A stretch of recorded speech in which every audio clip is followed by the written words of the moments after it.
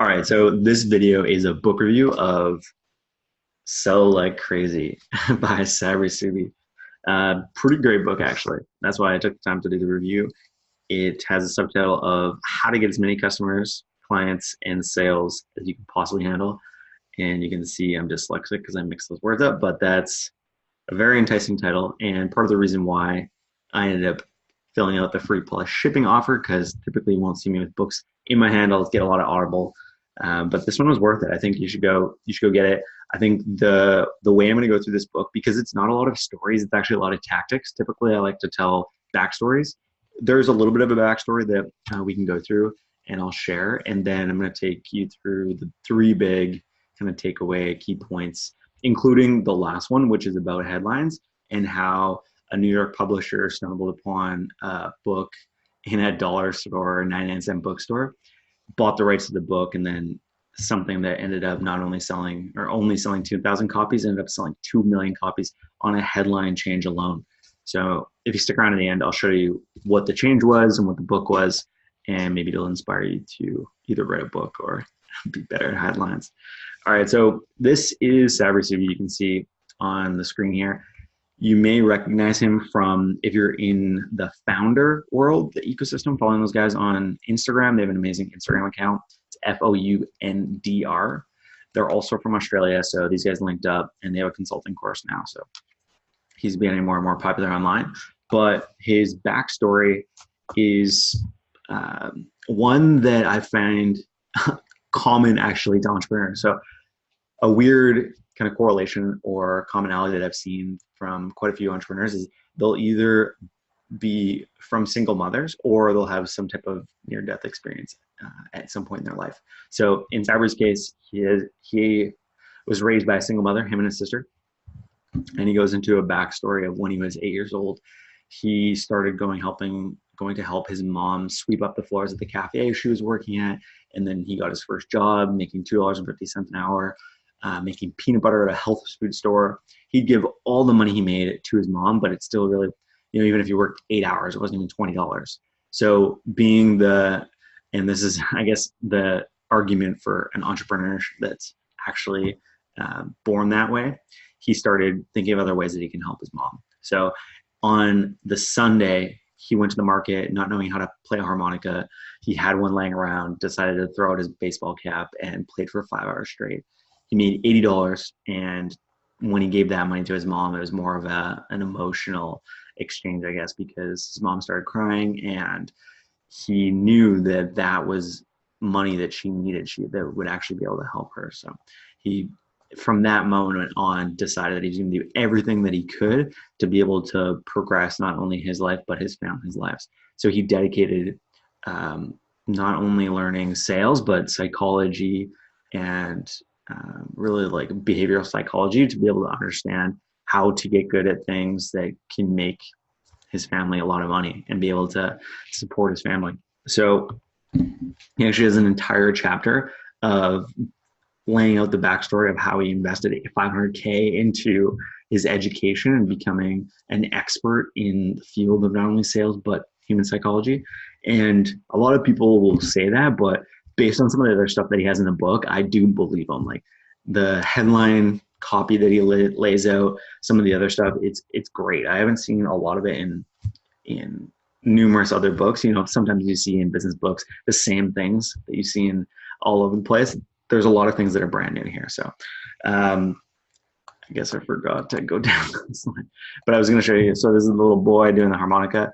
As far as tactics go, there's three big ones, and these are the things that I kind of want to highlight, things that I took away from it and that I would encourage you guys to deploy. I think they could be useful. So the first thing is this idea of the larger market formula, or his power 4%. So this is a big one, and the whole idea is really summed up in this triangle. I think people that are going directly for the sale and haven't been sold on the idea of not doing that, this can help explain why. So he emphasizes that only 3% of your market, no matter what you're trying to sell, is actually ready to buy at any given moment.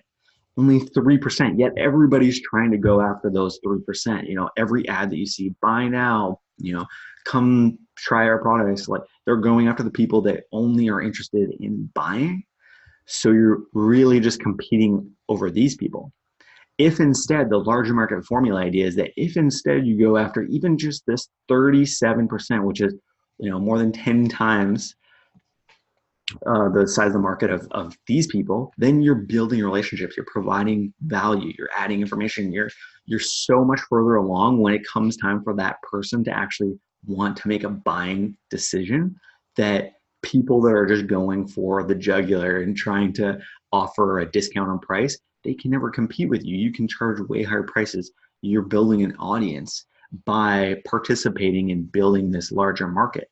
So, depending on your customer's buyer journey, what they call it, and taking them through that whole process, you can really, really set yourself apart. That's why he talks in the same vein about the power 4%, because if you know your power 4%, then it's really a lot easier, a lot more straightforward to be able to take them through this process. So the power 4% is just the idea that, if you guys have heard of the Pareto principle before, so 80-20, where 20% of your effort results in 80% of the outcomes, then he takes this and actually does it again. So if you believe in that and say, like, the customers that you have, the revenue that you're getting is probably from maybe 20% of your customers. So if you took that and did it again, of those 20%, is there another smaller group, the 20%, that's really the best customers that you can have? Maybe they're the easiest to work with, they're the easiest to get results for, they're the most attentive, they're most willing to deploy your principles, everything. So if you do that and go after the power 4% and really, really understand those people, then you can start to actually move people from the larger market all the way through their information gathering stage, their problem awareness stage, like every step through to buying decision. And now you have an audience that really trusts and believes in you, and you can go ahead and make them offers at that point. So the way that we get there, the second point that I wanted to make, is the strategy. The way that we get there is pretty interesting. I mean, a lot of people know about the idea of giving away free things, but when you have invested the amount of time that he suggests in the book to uncovering all of the pain points of your powerful percent, then the things that you're building aren't for you. The problem I think a lot of people have with building these free reports or the PDFs or the white papers is they're typically building them for themselves. It's what are the easiest things for us to develop, instead of trying to answer a question for your customer, right? What is their most poignant question, the most, like what he says, is hair on fire question or problem that they have, and answering that in a PDF report. So you can see he does a great job. This is right from his website, of being able to, and he gives you the formula for this, like coming up with headlines and using numbers as a psychological thing to be able to grab attention so that people can start to understand the outcome that they're going to get when they sign up for these downloads.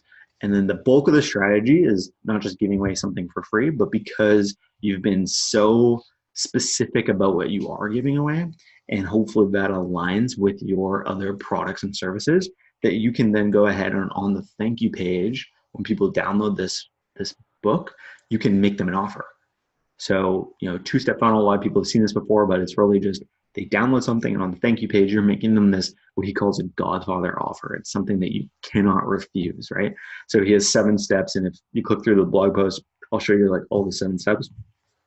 But it's basically everything from, identifying the problem. I think the biggest thing is risk reversal and guarantees. So at the end, a lot of people will just make some claim, but if you don't have the risk reversal there, that puts a lot of the pressure and ownership and responsibility on yourself and your business instead of them, then you're not going to get a lot of conversions on that offer. And if you don't have a product, instead of just selling the discounted thing, or if you have a product store, a physical product, obviously that's what you're selling there. But if you have a service, you can also book a strategy session, and he encourages you to be really specific about what they're going to get out of that, whether it's a 30-minute strategy session, what you're going to cover, etc. So that's the strategy. Those are the 2 big things. This 2-step funnel. Once you have this identified, then your goal is just to drive as much traffic to it as possible, because you're really identifying your exact customer. I mean, the people that you want to work with, what is their problem, working back from that. So now you're like calling them out instead of having a vague thing and accepting everybody, you're calling them out. And now you're only attracting the people that you absolutely want to work with. So that's a really big thing. And then this is the story, the last thing I want to kind of mention from the book. This is the story. So this was the original book. It's called Astrological Love by Nora Hayden. And the New York publisher goes to the bookstore and for whatever reason he picks up this book.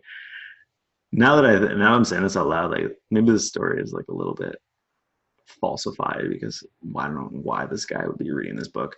But he says, this is a great book. And actually what I think it would be better suited for is to teach guys how to, quote unquote, pick up women or seduce women. I don't know.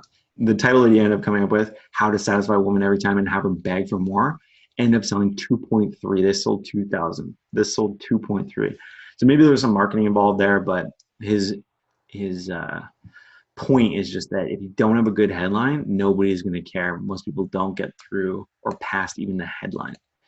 So there's some formulas that he gives to be able to make a really exciting exciting headline for not only the free reports that you're giving away, but for really everything. So exploit to achieve the desirable thing without doing undesirable thing, how you can do a difficult thing in a specific amount of time, even if this is the risk reversal. This is what a lot of people don't, I think, put in, and it really, really spices up your headline. So achieve desirable thing like an expert, even without. So you notice he always has this without point. This is what a lot of people are missing. And then how to eliminate biggest problem without doing the thing that they hate within specific time frame. So you want to be very specific and make sure that risk reversal is there. And what he says is identify your dreams buyers' single most pervasive and persistent hair on fire problem, and then offer them the single most valuable and immediate solution. So hope you guys enjoyed that. I would highly encourage you to put that two-step funnel to work if you're not already, and report back, see if you're able to get as many clients, sales as you can possibly handle. Anyway, cheers, guys.